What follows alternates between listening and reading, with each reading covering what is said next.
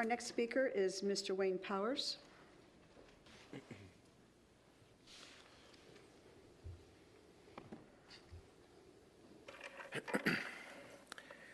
Good evening, Madam Chair, Madam Vice Chair, Commissioners, and staff. I appreciate Vice Chair Kim Ratliff's apology, prepared, brief as it was, and offered only after a closed-door meeting with our county manager, our county attorney, rather. But it rings a bit hollow in light of a week of refusals to apologize and dismissals of those who have been offended and hurt. If Commissioner Bentley had made a comparable statement indicating a preference for, quote, not a black male, end quote, she would have been universally condemned as a racist, and justifiably so. Nationally, Paula Deen, her business partners are now abandoning her in droves because she admitted to using a racial epithet 30 years ago.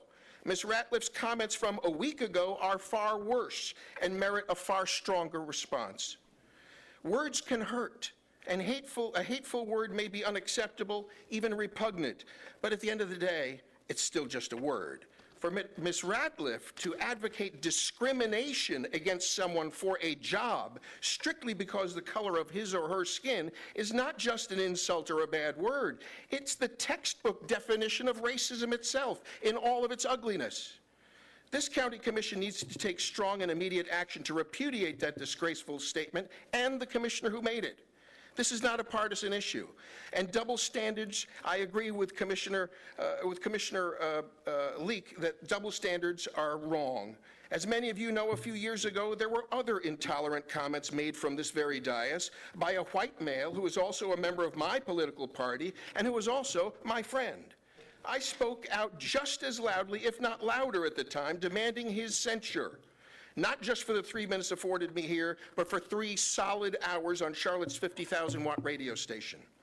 Racism and bigotry are wrong and repugnant from any person of any color. Double standards, whether in the morning newspaper or at the government center, only serve to provide cover for moral failure while they create misunderstanding, foster resentment, and incite racial disharmony.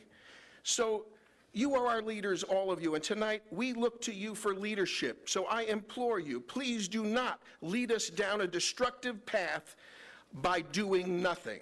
Ms. Ratliff should be prevented from voting or participating in the county manager hiring process in any way.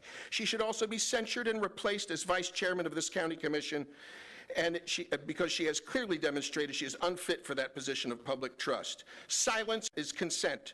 So I ask you tonight, who among you on that dais would consent to the public advocacy of racial discrimination in our county hiring policy? Please stand up and be counted, because the public needs to know who you are, or you can do nothing tonight and we'll know who you are anyway. Thank you.